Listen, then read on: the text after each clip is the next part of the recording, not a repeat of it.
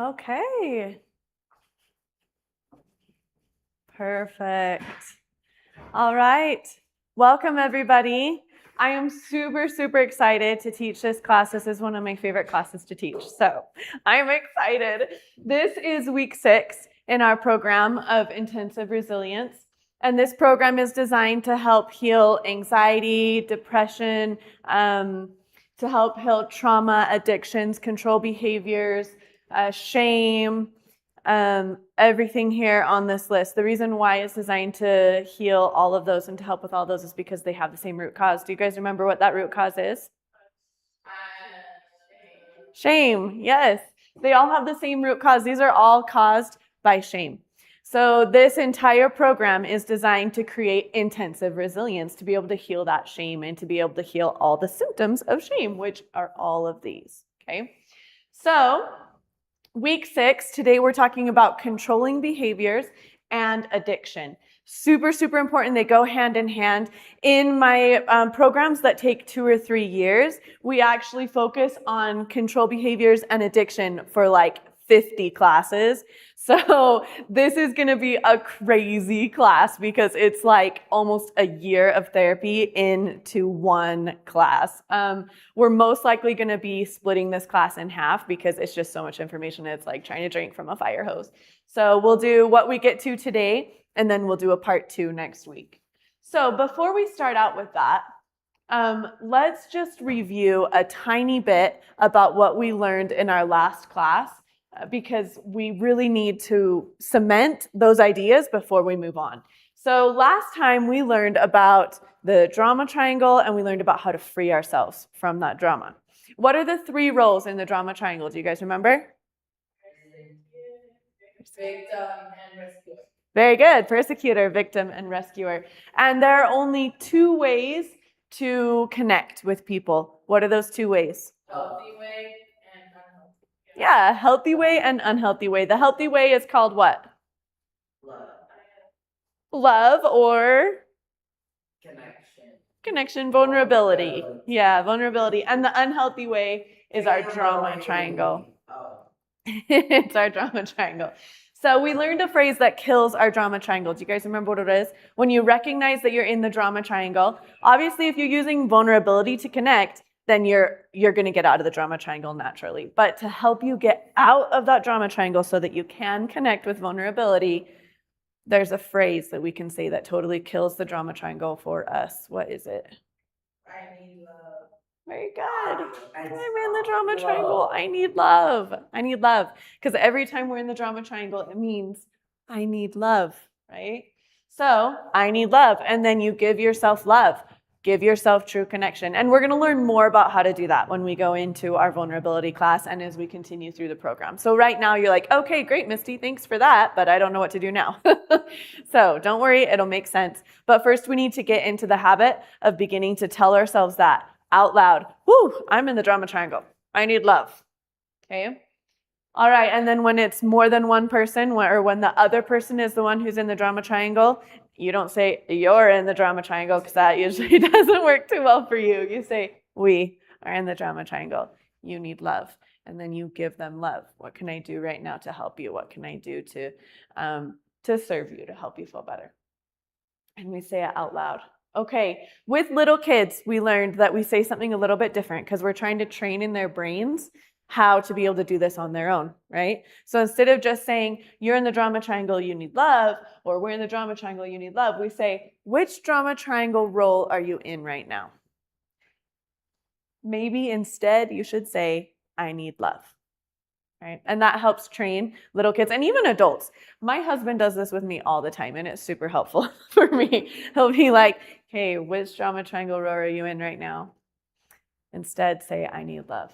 And it's really helpful. So then we need to connect through emotions, not through logic. Because a lot of time when we're like, okay, you're in the drama triangle, let's help you get out kind of thing. Let me explain to you why what you're feeling is wrong. Let me explain why that's not even true. I didn't mean to say that. That's not what happened. And we try to explain the facts, and that does not work. We're not even using that part of our brain, right? So we need to use emotions to connect with them, just like what Jesus did all the time. When all the stories we hear, like the story of Lazarus and Martha and everything, it was, let me cry with you. Let me use emotions. Let me feel your emotion. Wow, that would be a horrible, horrible feeling. I am so sorry type of thing before we start to try to explain logic. Okay, so do you guys have any questions on the drama triangle and how to break free from that drama? Okay, if it's an emotionally or physically or verbally dangerous situation, remember we can say, I am leaving for a moment, but I will come back. Even if it's, no, we're done forever, that's a decision you make when you're calm, when you've processed through things, when there's been time for healing and for growth. That's not a decision you make right there in that second, right? So it's, I'm leaving for a moment, I will be back, and then you work through it in however that result is. And if you guys have questions in the chat, or if you guys have questions here of how do I know at what point I should leave a relationship, please let me know. I have several classes that we dedicate just to that. How do I know when a relationship is dead? How do I know when it's time to leave? So if you have questions, let me know. We can go over that. Then we learned that in the drama triangle, we have all these red flags that help us know that we're in the drama triangle so that we can recognize it. And that all or nothing is one of our most important ones. Okay. Questions, guys? Are you guys ready to move on? Woohoo! How did your homework go this week? Really good. Yeah? Your homework was to recognize moments this week when you're in the drama triangle and say, I'm in the drama triangle, I need love. Did any of you guys do that this week? Yeah, how did it go? Not so good. Not so good. Do you want to share what happened? Yeah, I told them that we were in the drama triangle, that they needed love, but that only made them better. That only made them better. How did it make you feel? It made me feel better. Better, yeah.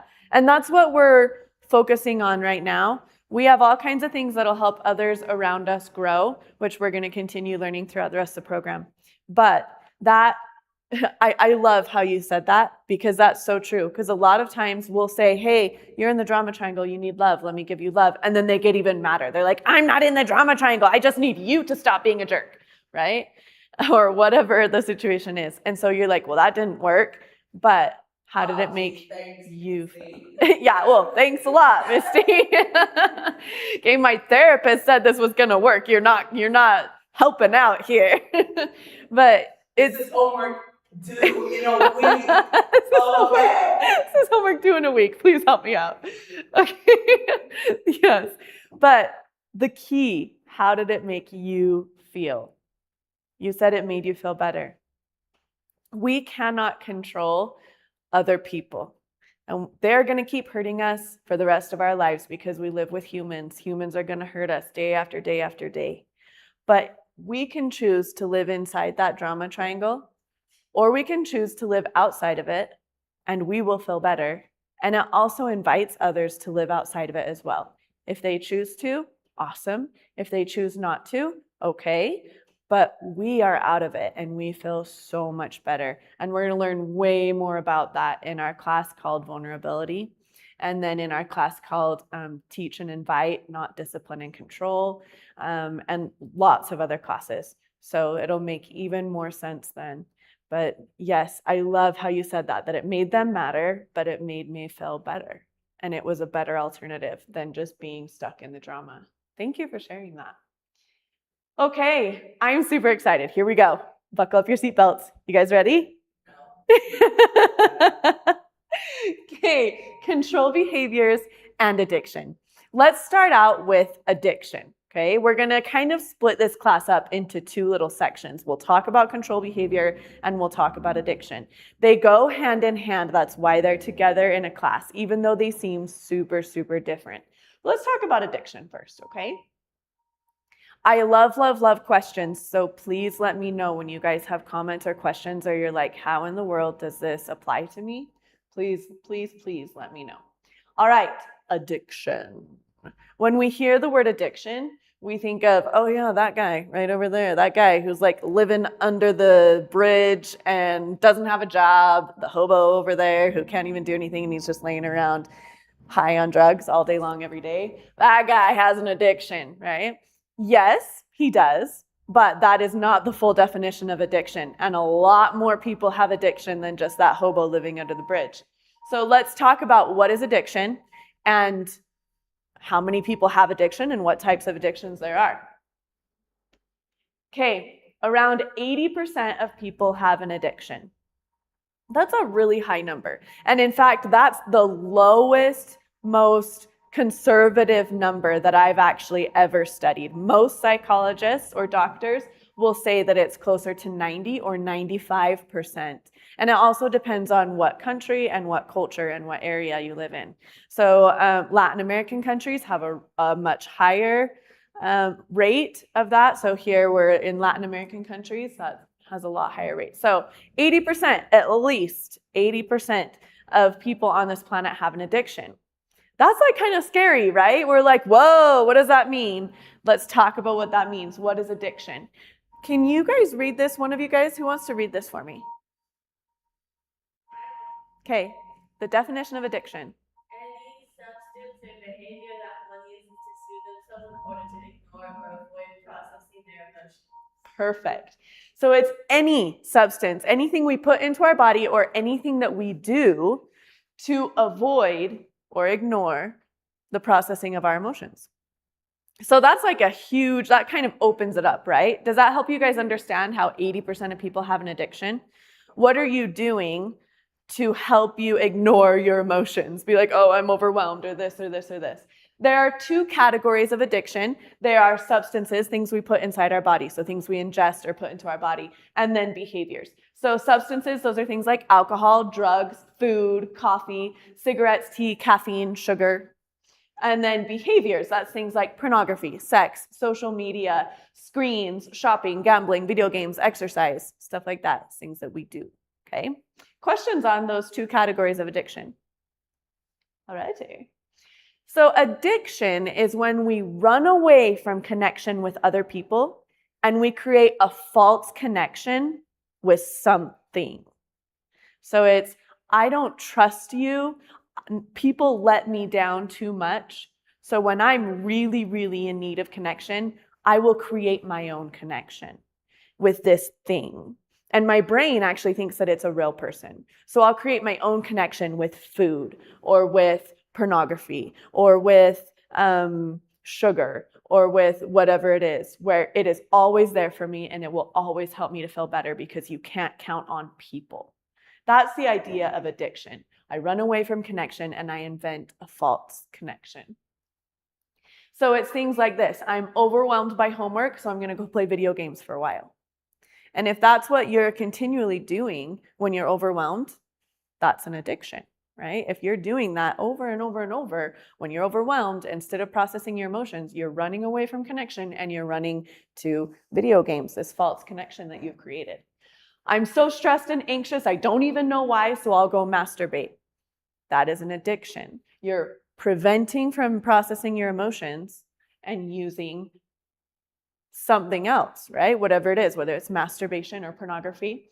I will never have a relationship as good as theirs, so I'll just scroll through social media and feel worse and worse and worse, right? That's an addiction. I'm worthless, so I'll just go drink alcohol or I'll just go do drugs because I'm totally worthless. Why try? That's going to be my connection, is the drugs or the alcohol. Addictions usually begin around 8 years of age. That's like a magic number. It's really interesting what's happening in our brain development at that point. That's kind of where we're first starting to understand the way that pleasure and pain connects into our brain and stuff. So it's actually really, really interesting, very interesting age. But almost always when I work with addicts, this is the age when they were very first introduced to their addiction. I'm not saying that this is the age that you like start drinking alcohol and you're a total addict and you can't do anything else. I'm saying this is when you're very first introduced to the fact that, I'll take my very first sip of alcohol or I'll have that warm cookie and I feel better. And I feel better. I've had a horrible day at school. I go to grandma's house and she always has cookies and I eat that cookie and I feel better. It's that first time when your brain realizes, food helps me feel better, or alcohol helps me feel better, or that excitement of pornography, of seeing it by accident for the first time. And I felt that excitement and I feel better. So that's the first time that your brain kind of connects, this could be something useful in the future. All right, so when we're using addictions, we are distracting ourselves. Remember, we learned that shame, whenever we're feeling shame, we only have 3 options. Our brain will only let us feel shame for a millisecond because it is so painful. So you'll feel it for a millisecond and the brain will be like, oh, nope, nope, nope, nope, nope. And you'll do one of 3 things immediately. You will either process it, which is the healthy way, or you'll distract yourself. To distract yourself, you only have 2 choices. You guys remember what those 2 choices were? Yeah, so control behaviors and addiction. Those are the only 2 choices we have. Or you'll pass it to someone else, which we'll also talk about in a later class. So we have our addictions, our control behaviors. We have shame, so I'm going to move to my addiction to distract myself and be like, no, no, no, no, that shame is not real. I feel fine. This makes me feel better. Sexual addiction. I want to touch this for a second before we move on with addiction. Sexual addiction is by far the most common addiction, by far. In fact, almost all addicts who have some kind of addiction to something also have a sexual addiction. And a lot of people who have no other addictions will have sexual addiction as well. So this is so incredibly common. Why? Why is it so common? There's a few reasons why. One is because it's incredibly effective, because it covers all 3 styles of addiction and produces all 3 families of neurotransmitters in huge quantities. So that, we're not going to go a ton into that, but let me just kind of touch. There are 3 different styles of addiction. There's arousal, satiation, and fantasy. So if we want to be aroused and excited, then we're going to do certain addictions, like certain chemical drugs like cocaine or something like that, or addictions that send neurotransmitters in our brains that mimic cocaine, that make us excited. If we want to feel calm and just forget about stuff, then we'll go with one that's sedation. And so that'll be, if we're using drugs, it'll be something like alcohol that calms us down and slows us down. Or we'll do things that have neurotransmitters like endorphins that make us feel calm and happy. If we want something that is exciting and creative and fantasy-like, then we're going to take drugs like mushrooms or marijuana that make us hallucinate, or we're going to do things that have neurotransmitters that mimic those kind of drugs. So that's things like dopamine and different neurotransmitters. Mushrooms make you go crazy? There are certain drugs that do that, exactly. But what's really, really interesting is that sexual addiction is one of the only addictions that will give you neurotransmitters from all 3 categories all at once. So you'll feel excited, you'll feel calm, and you'll feel creative and fantasy all at once. It's incredibly, incredibly effective. Now, after hearing this, you guys are like, maybe I'll go get a sexual addiction. Okay, it's really, really effective so far as addictions go. But addictions are not nearly as effective as what we're actually supposed to be using with our brain, right? Which is vulnerability. And we'll talk more about that later. But that is why it is so incredibly common. Plus, it's always available. It's free. You always have your own body. You can look on YouTube. You can look. There's free pornography everywhere, right? Or you can fantasize and think about it inside your brain all the time, wherever you are, work, school, whatever. It's there all the time. It's free. It's easy access. So it's a very, very, very common one. If you guys have the manual, those of you guys who do not have the manual, if you would like the manual, it has all kinds of extra exercises and worksheets and notes and activities and projects and all kinds of stuff to help you better understand every single class. You don't have to have the manual in order to complete this course, but it's helpful. So if you want the manual, send me a comment, or you guys here, let me know and I'll get you the manual. In the manual, it has a diagnosis for sexual addiction. So you can diagnose if you have a sexual addiction, or if your partner has a sexual addiction, or if someone you love has a sexual addiction. That diagnostic is so helpful Because so often we're like, I don't have a sexual addiction. That's gross. I don't hire prostitutes. I don't do this. I don't masturbate. I don't do this, whatever. But you would be so surprised. A lot of times we have sexual addictions and we're playing them out in a way that we don't recognize. So do that diagnostic this week. Let me know if you guys have questions. If you guys don't have the diagnostic, let me know and I will send it to you. Okay, if you have a sexual addiction, that does not mean that you're disgusting. Like I said, it is so incredibly common. So if we're going with the 80%, almost 80% of people most likely have a sexual addiction. So very, very, very common. And the root cause of it is not that you're disgusting or that you're weak or that you're sinful or that there's something wrong with you. The root cause is that you have shame.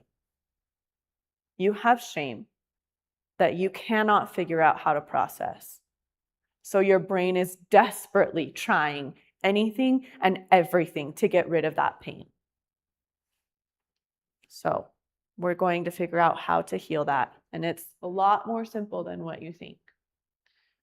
Okay, questions on addiction before we head into control behaviors and learn a little bit more about what they are. Okay, cool. Let's do it. Control behaviors. By the way, we touched like the definition of addiction. Now we're going to touch the definition of control behavior. And then we're going to put it together and see why we should care. Like, why should I care if I have an addiction? I'm working out my life just fine. Or why should I care that I have controlling behavior? It's fine. It's not a big deal. It is a big deal. And we're going to talk about why. We're going to talk about what it does to your brain. And then we're going to talk about how to actually heal it, not just white knuckle it, but actually heal it. So, definition of control behaviors. What are control behaviors? So once again, we're distracting ourselves from our shame. I have shame. I don't know how to process it. So I'm going to distract myself with control behaviors. Who wants to read this definition for me? Okay, go ahead. Any behavior that one uses to control themselves, others, in situations in order to ignore or avoid processing their emotions. Awesome. So it's anything we do to control ourselves or others or the situation to avoid processing those emotions. Yeah. Like, we don't not processing it, our emotions the healthy way they do control behaviors for addiction. Oh, great question. So if we're not processing our emotions, are we doing control behaviors or addiction, or are we doing both? Either or. Sometimes you'll do one, sometimes you'll do the other one, sometimes you'll do both. So actually that's a awesome question. And in just a minute, we're going to find out how do I tell which one I'm using.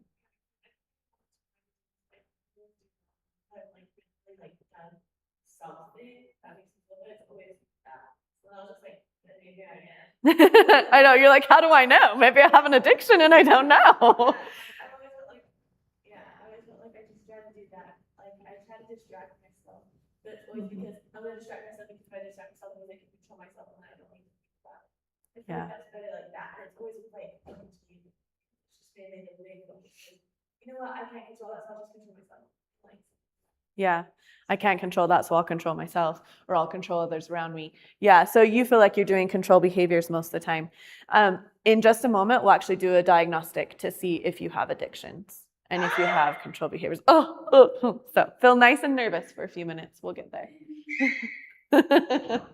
All right, control behaviors, what are they? Like I said, it's anything that we're doing to control ourselves or others or the situation. So it's things like perfectionism, lying, gossip, sleeping, feeling angry, comparing ourselves, exaggerating, that goes in with lying, overachiever, helping others. Ooh, that one is, people are like, what?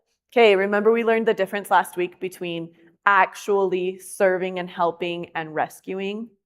So rescuing or helping others, but rescuing is a control behavior. Cleaning, dieting, working, exercising, those are all control behaviors. And you can see some of the things on this list were also in the addiction list because they kind of overlap. Like exercising, that could be a control behavior or an addiction, depending on how you're playing it out. So questions on what are control behaviors? Being bossy, creating schedules and like all that stuff. These are all control behaviors. So that's like, I don't get it too. People who know me right now are like, I like schedules. Okay, so a lot of these behaviors are really healthy and good behaviors. And I'm not saying that cleaning or doing schedules or working or exercising, that you should never again do those, because you're like, well, Mom, I can't.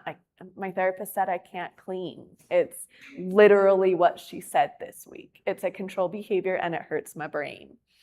Okay, a lot of these are healthy behaviors. Okay, so you can go to her class. I know they'll be like, no more of classes with Misty. A lot of these are good and healthy. How do we know when we're doing it in a healthy way or an unhealthy way? Super easy. Are you using it to ignore your emotions? That's it. Are you cleaning because your house needs to be clean and you're happy about it and you're like, let's do this, and you're getting it clean? Or are you cleaning because you're like, oh my gosh, I'm so stressed about today. I can't deal with it. I'm just going to clean my room. Okay. Very different. And it's about how you feel. Are you using it to ignore your emotions?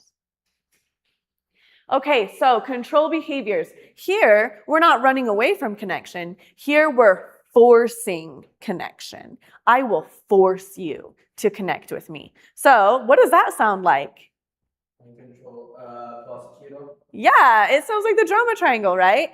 Control behaviors, those are inside the drama triangle. We're using the drama triangle and we are going to force them to connect with us through the drama triangle. So things like this: I'm a grown man. I do what my wife wants. That idea in our culture of like the wife is in charge and the wife, like, yeah, I do what I want as long as that's what my wife says. Okay, that is controlling behavior. That's something that around in the grocery store. It's a funny t-shirt, huh? But that idea that our culture is really like spawning into is an unhealthy idea. It's an unhealthy marriage. It's an unhealthy relationship. Someone is being the controller in that relationship, and that's unhealthy. The idea of I worry about my family's well-being, so I'm going to control every aspect of life because I'm the only person who will actually take care of doing it. If I don't do it, no one else in the family is going to do it, so I have to do it. That's a controlling behavior. I know it feels right, and I know it feels like if you don't do it, bad things will happen. But how will anyone in your family ever grow if you are living their life for them? They won't. They'll be perfect. They won't grow. They'll be perfect. They'll just do what I say. No, okay, that is controlling behavior. It's hurting you and it's hurting them. And if you want to hear more about that, rewatch the class from last week, because we talk more about that, about being a rescuer and about why it is so hurtful. And then we're going to learn more about it in our other classes that are coming up too. This one, no one loves me, so I'm going to let them see how much I'm suffering so they can prove to me that they do love me. Like that, acting like a martyr or a victim. That's a controlling behavior. I have to get perfect grades in all my subjects so my parents and myself know that I'm enough. That's controlling behavior. Who made all this mess, right? Come clean up all this stuff. Come clean it up right now. Listen to me. Keep this house clean. That's controlling behavior. Why are you wearing that tie? You look ridiculous. Controlling behavior. I'm leaving, I can't, we're done. Okay, controlling behavior. Anxiety, that's control behavior. When you're like, hey, go do the dishes, and then you go back behind them and like redo them because they can't do them right. Or you're just going to do them because if I ask him to do them, he's going to do them wrong. He's not going to do them right, so I'll just do it. Control behavior. The parent who's like, okay, let's do your homework. And then they're like hovering over the whole time. They're like, nope, you did that one wrong. Nope, redo it. It's control behavior. Gossip, control behavior. Like trying to look at his phone constantly, being like, what is he doing? What is he thinking about? Who is he talking to? Control behavior. Pancakes look so good. The pancakes did look good. Yeah. Yelling at others or criticizing others, that's control behavior. The chancla, so those who are Latinos or have Latino families or friends know what I'm talking about, or spanking, or slapping, any kind of like physical abuse, that's control behavior. Yep, little kids do control behavior as well. We learned so much more about this in our class called Teach and Invite, Not Discipline. and control. So we're going to learn way more about that. So I'm not going to touch a whole bunch on it. But do you guys are you guys starting to get the idea of what control behaviors are? Do you guys have any question about what they are and how they look? Okay. Can you guys start to recognize some control behaviors that you guys are already using in your own life? Like half of those, you're like, just show the list again. That's my list. Okay. All right. So let me show you guys these side by side. Addiction and control behavior. Addiction and control behavior. Can you guys see their definitions are pretty much exactly the same. It ends in order to ignore and avoid processing their emotions. So we're doing them for the exact same reason. They come from the same root cause. I feel shame. I don't know how to process it. I don't know how to get rid of that shame feeling. So I'm going to do something to distract myself, like an addiction, or I'm going to do something to control so that I can force a connection. That's the difference. We're feeling the same thing. So our emotions. Next class, well, after we finish this part 2, the class after this is all about emotions. It's called Anger is Good. I love that class. And so we'll learn more about emotions in that class. And when I say process your emotions, what I actually mean. That's like a wheel of my emotions. I go through a lot. It's like you every second of every day. Okay, ignored emotions don't disappear. They don't go away. They don't just like magically disappear. It doesn't happen. Your brain will do something with them, whether you want it to or not. And if an emotion, geez, brain, thanks a lot.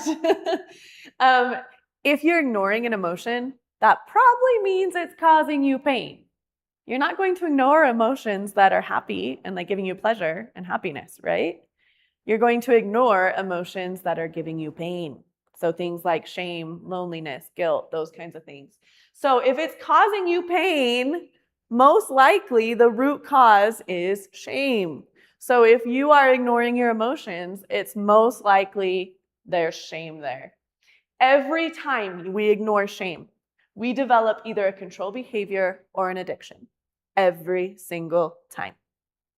So every second of every day that you are ignoring those emotions and you're not processing them and you're not connecting with them, you're either developing control behavior or addiction. So, congratulations. Congratulations, you guys are messed up. Oh, goodness. But you know what? As humans, it's what we're learning from each other. So let's remember and retrain our brain the way it's supposed to be trained. And that's what we're doing in this program, right? So here we go. This is what I promised you guys. We get to understand right now. Do I have an addiction? How do I know? Do I have control behaviors? How do I know? Let's find out right now. You guys ready? No. If you guys have something to write down, you can write it down. Let's go ahead and do this diagnostic. Let's diagnose if you have control behaviors or addictions. Now, the very best way to diagnose it is to have like a one-on-one session with me or another therapist that specializes in control behavior or addiction. So this diagnostic is not going to be 100%, but it's going to give you a really, really good idea. Okay, super good idea and good base. So we're going to go through 3 different checkpoints right here to decide if you have either an addiction or a control behavior, and then we'll dive in to find out which one you have. So first of all, are you shame-based? Remember in a few classes ago, we did a diagnostic to see if you were shame-based? Yeah, how did it come out for you guys? How many of you guys, not so well. How many of you guys are shame-based? Okay, all of you. All right. So, are you shame-based?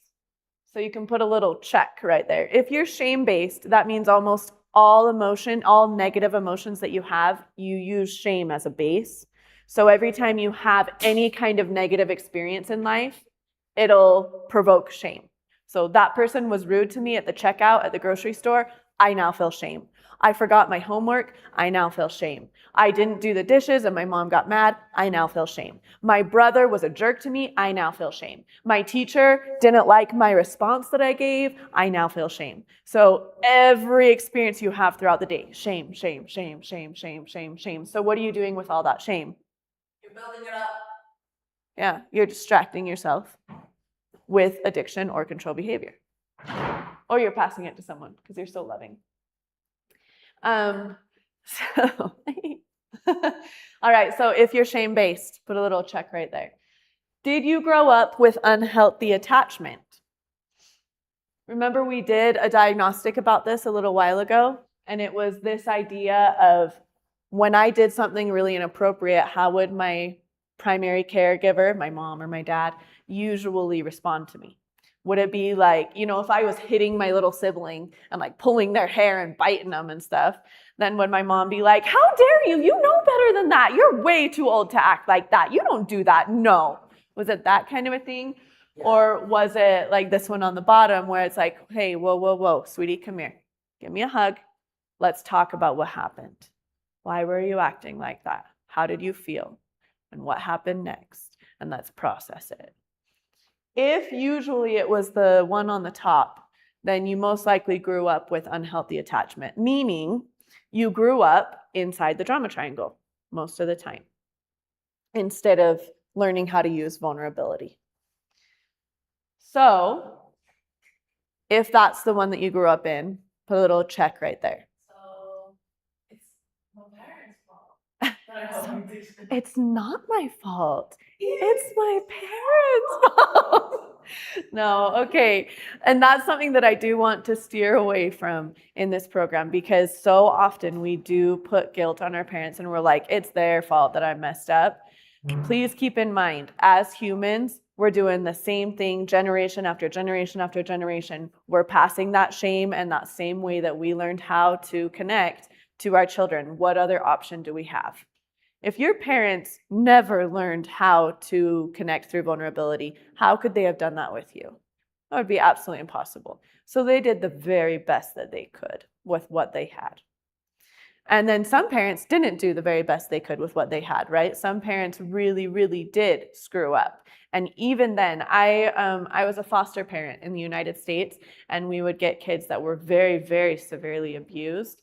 And even then, those parents were struggling with some very, very, very painful things. So even though to an outsider, it's like they don't even care about their kids at all. They're not even trying at all. We should be so careful to judge, because what did their parents do to them? Or what is their life done to them? It is so, so hard to judge that. So let's start where we are and let's focus on, yes, maybe that's what we learned from our parents, most likely, right? But we're all in the same boat, and let's relearn and retrain our brain so that we can invite others to do the same. So our last one, how do you react when you're stressed, depressed, scared, angry, hurt, hungry, bored? How do you react? So when you're stressed, depressed, scared, angry, hurt, whatever, do you tend to want to control yourself or others? Like, just, okay, I'm just going to do it. I can do this. Or, hey, you need to help me. You need to do this, da, da, da, da. Or do you soothe? Do you want to soothe yourself? I just want to forget about it. I just want to feel better. I just want to move on. Which one do you tend to do? If you're either controlling, like you tend to want to control, or you tend to want to soothe, when things are out of control and they're painful and they're hurting, do you want to control it, or do you want to soothe yourself? If one of those things is you're like, oh yeah, that's me, okay, then put a check there. Because you shouldn't be doing either one of those things. You shouldn't be controlling, you shouldn't be soothing, you should be processing. So if you have a check in 2 of those, then pretty sure you have control behavior or addiction. In fact, if you're breathing right now, pretty sure you have at least some control behaviors. Okay, those we're human, so we're learning at least some control behaviors, and that doesn't mean you're a horrible person. It doesn't mean that you're messed up and you're never going to be able to be happy again, and you're never going to have a good relationship and a healthy relationship. What we want to see, though, is that you're dipping into those control behaviors. First of all, we want to see that you don't have addiction at all. Okay? And then second of all, those control behaviors, hopefully, maybe you dip into it for just a brief moment, right? And then you're like, whoa, okay, no, not going to do that, right? And then you can move on, and you're not living in it. Just like what we said with the drama triangle. you go into it every once in a while, you're still a healthy, normal person. But if you're living in it, that's the part that we need to grow and move on and get out of that, which we will do. And that's exactly what we're learning in this program. Okay, so how many of you guys had 1 check mark or more? How many of you had 1 or more? Okay, how many of you had 2 or more? How many of you had 3 or more? Okay, everybody. All right, okay. So now you know you have either controlling behavior or addiction. So how do we know, or what decides which one we develop? Because sometimes we see addiction as, oh, well, I have control behavior. I'm a perfectionist, but at least I'm not an addict. Okay, addiction's way worse. Not true. They're both equally just as unhealthy. What decides if I'm developing one or the other? Most likely you have both. So most likely you're using one when that one works and the other one when it works. Whichever one works best in the situation is what you're going to use. But people who develop more controlling behaviors are the ones that have this thought process of, I want to connect with others because that's what good people do. And I want to be a good person. So I want to connect. So I'm going to force that connection. And addiction is usually the thought process of, I don't want to connect with anyone because you can't rely on anyone. I've been hurt too many times, and I know I cannot rely on anyone. So I'll make my own connection. So 2 different thought processes, and that is, what kind of decides which direction we're going to prefer. People who have disorganized attachment, we talked a little bit about this in another class, so I'm not going to dive in a ton, but if you guys have questions, let me know. If you have disorganized attachment or avoidant attachment, you're most likely going to develop addiction, and that'll be your preferred way of soothing and getting rid of that shame feeling. If you have anxious attachment and disorganized attachment, then you will most likely develop controlling behaviors. So people with disorganized attachment usually have addictions and controlling behaviors. And sometimes people with anxious attachment only have controlling behaviors and they don't have addiction. Sometimes they have addiction as well. And then sometimes people with avoidant attachment only have addiction and they don't have controlling behaviors, but that one's more rare. Okay, questions on that? I know you had the question of how do I know if I have an addiction?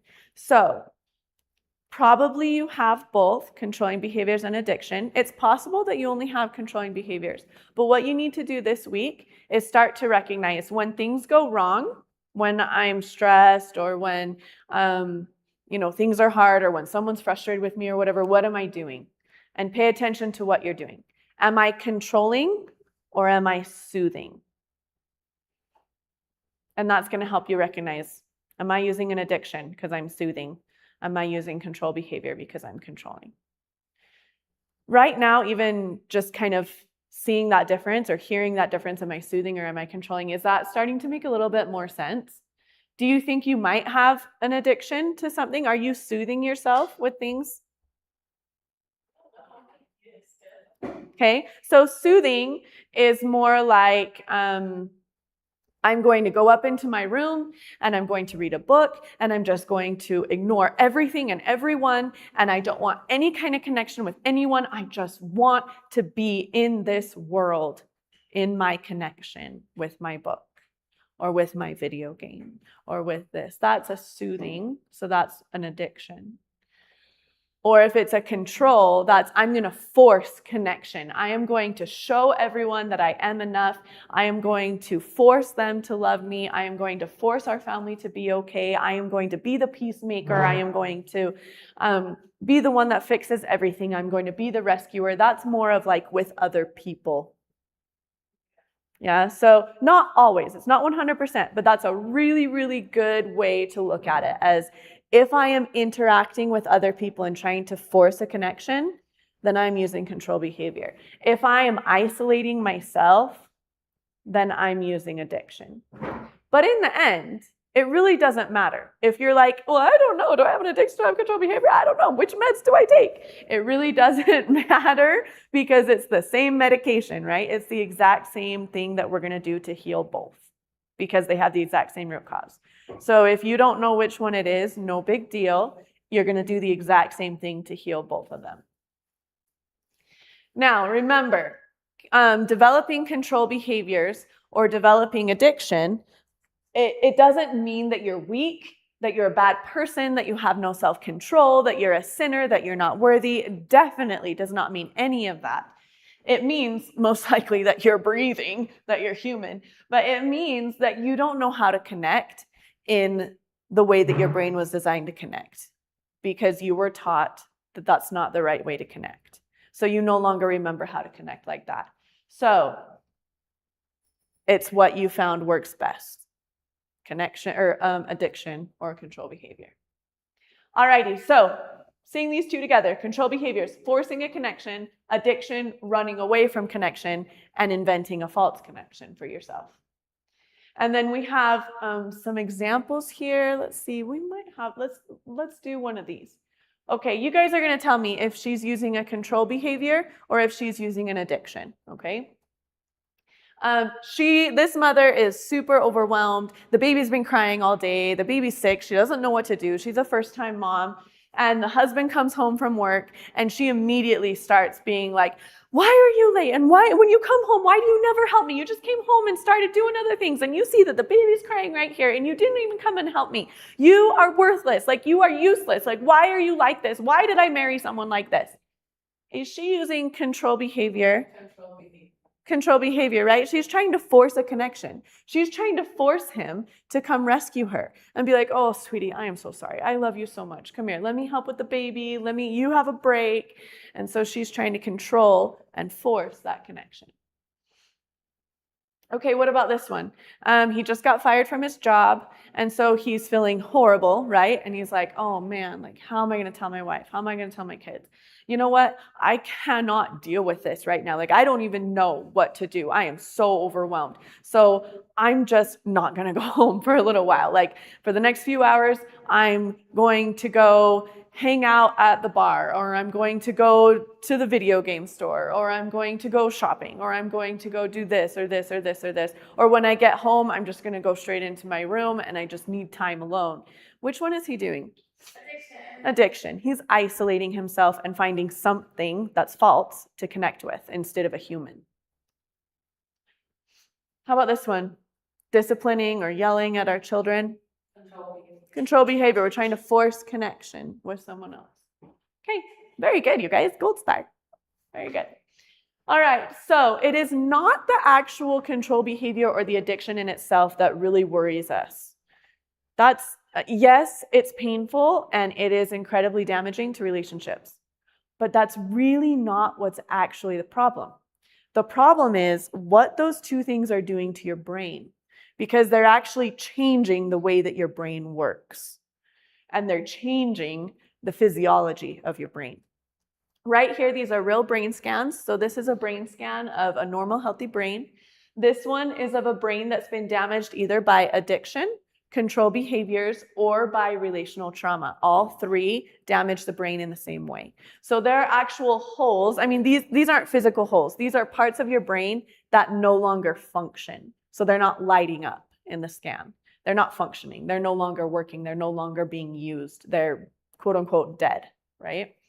And so there are parts of our brain that we'll stop using and we won't even develop anymore. So if we've been using control behaviors and addiction since when we were very, very young, there's going to be a lot of neurodevelopment that never happened. Or if we, as an adult, developed an addiction or control behaviors and we rely on them time after time after time, very quickly, development that we had, we're going to lose that development. And what most worries us is that the very first place that we lose that development is right up here in our prefrontal cortex. This is what we call our human brain. This is what uses logic.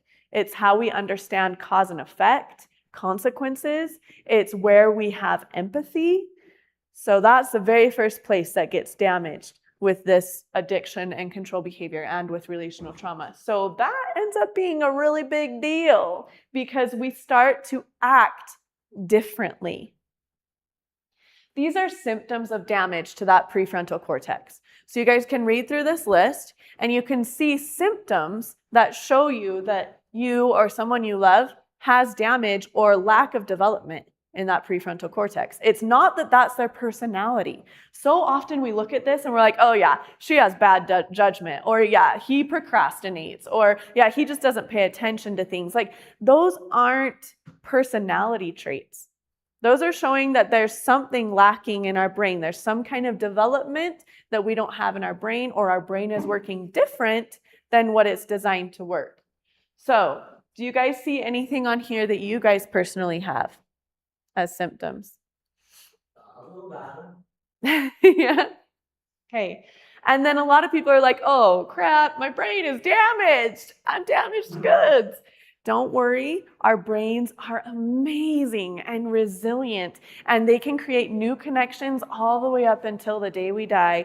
So, yes, you can fix your brain. Yes, you can heal this brain scan here. You can heal those parts that are no longer developed or that have been damaged. You can heal that. So, that's what we're doing in this program. Empathy is the biggest thing that we lose. It's one of the very last things to develop when we're little, and it's one of the very first things to be damaged when we have addiction or controlling behavior. So what does that mean? Empathy is the ability to feel others' emotions. So when we lose that ability, we start to criticize others and ourselves. We get offended easily. Things that should make us smile annoy us. So like kids making a mess or kids running around laughing or things like that, that's supposed to biologically make us feel happy and smile. It annoys us and we're like, oh, I don't like little kids. Okay, then that is a huge, huge, huge red flag that we have a huge development lack in empathy. When our loved one cries, we feel irritated instead of feeling the natural response of wanting to protect them. That's a huge red flag that we have damage in our prefrontal cortex. When relaxed, we have like a mad face, even when we're not even angry. That's a big red flag that we have damage in that prefrontal cortex and lack of empathy that has gone on for a long time. If we don't have empathy, we cannot use vulnerability. So that's a huge thing. We need to start developing that empathy. How do we develop that empathy? Oh, and we can't erase shame either. How do we develop that empathy? How do we develop any neural connection? It is through practice and repeat, practice and repeat, practice and repeat. So throughout this program, I'm going to be giving you guys phrases to use and different things to do that are going to be developing that empathy and developing your ability to use vulnerability. The more you use it, the more your brain will develop that neural connection. The connection will get physically really thick. And then your brain will prefer to use it because it's a thicker, bigger connection. It can send more chemicals and more electricity through that big, thick connection. So it's going to prefer that. So it's not super hard. It just requires that we're consistent with it. Okay. Now, it is hard when we have an addiction or control behavior because empathy means that we cannot use vulnerability to connect in a healthy way. So, or the lack of empathy means we can't use that vulnerability. So then it's like, well, my addiction and my control behavior damaged my empathy. So now I can't use vulnerability. So now I can't connect in a healthy way. So now I have more shame. And then that makes it so I have less empathy. And then it's just like this cycle that goes on and on and on. And you can like never get out of it until you learn the steps to help you step out. And that's super, super important to do the small and simple things that we learn in this program because that's what's going to help develop that empathy and develop that vulnerability. Okay, I want to touch on this before we end class. Addiction and control behaviors are the principal cause of relational trauma. Remember in that brain scan, we saw that relational trauma also damages our brain. So that's when someone has hurt us in a relationship, they've betrayed us, they've lied to us, they've hurt us in some way in a relationship, whether it was my mother, my father, my spouse, my brother, Addiction and control behavior is the principal reason why we're hurting the people we love. So we should want to heal it, right? Because it's damaging our brain and it's hurting the people we love. So yeah, is it a big deal? Yeah, it is. Is it a big deal that I'm a perfectionist and that I'm demanding that everyone around me be a perfectionist? Yeah, it is. Not so much because of the behavior, but because it's damaging your brain and it's hurting people you love. Is it a big deal that I have a video game addiction? Yeah. Not so much because you're spending your time playing video games, but because it's damaging the way that your brain works and it's hurting those around you, because time and time and time again, instead of connecting with them, you're connecting with it, with the video game, instead of with them. So yeah, we should want to heal it, and we will heal it. So this is the point that we're going to stop today in our class. Next class, let me just touch this real fast. A lot of people are like, you know what? We've been married for 50 years. There's no way that we can change our relationship. Or I'm, 60 years old. I've had this addiction my entire life. I cannot get over it. I've tried. I know I can't. At any age and in any time, whether you're like, you know what? I've messed up my relationship with my son so bad. He hasn't talked to me for 15 years. Any relationship, any situation, any age, there can be growth and there is hope. We will learn how to go about it, and we'll learn how to heal and how to help those around us heal. I can't promise you that it's going to be perfect, but I can promise you that it will get better. And I can promise you that it will feel so much better for you. Just like what he said today, that he was like, well, that person didn't get out of the drama triangle, but I did. And so I felt better. All right, so next week, we're going to learn how to actually heal an addiction and control behavior. So many people teach you how to treat the symptoms because they don't understand the why. When we understand the why, we can actually heal the root cause.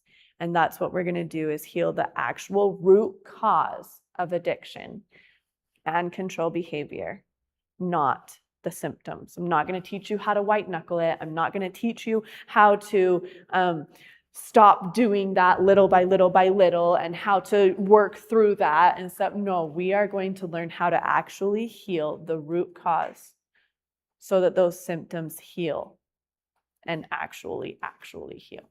Okay? So are you guys excited for part 2 next week? All right, so that's where we're going to stop. Next week, we'll pick up right here. Do you guys have any questions or concerns? Okay, I don't want you guys to feel like you're broken or like there's no hope. Yeah.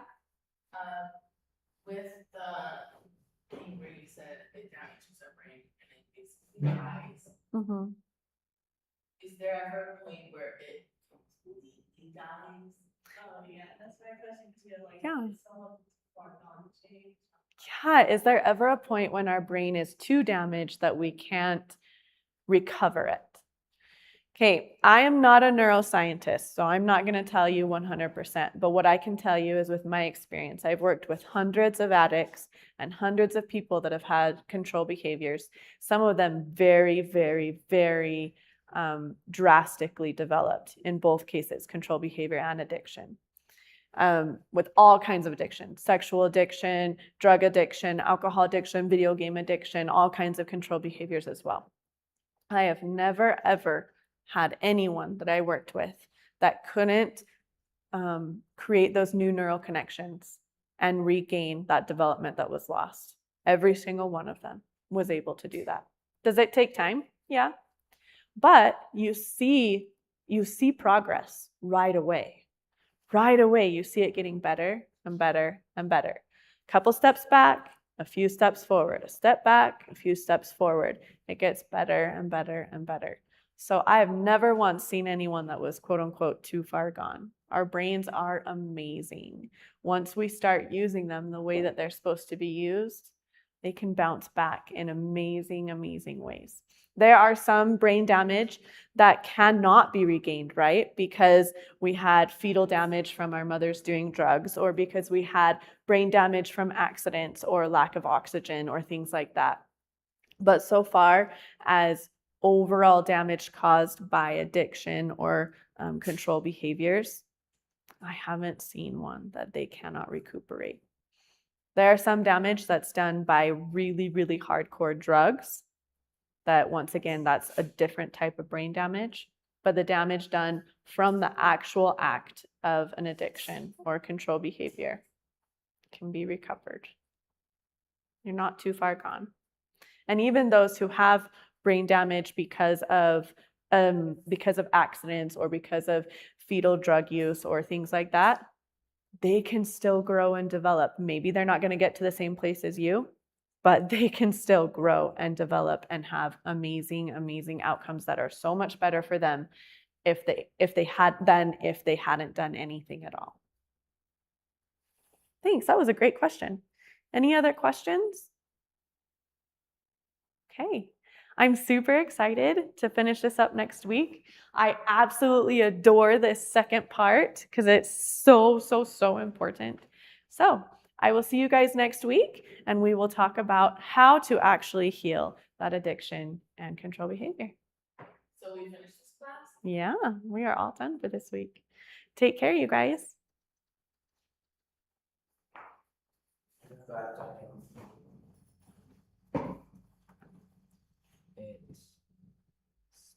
end podcast.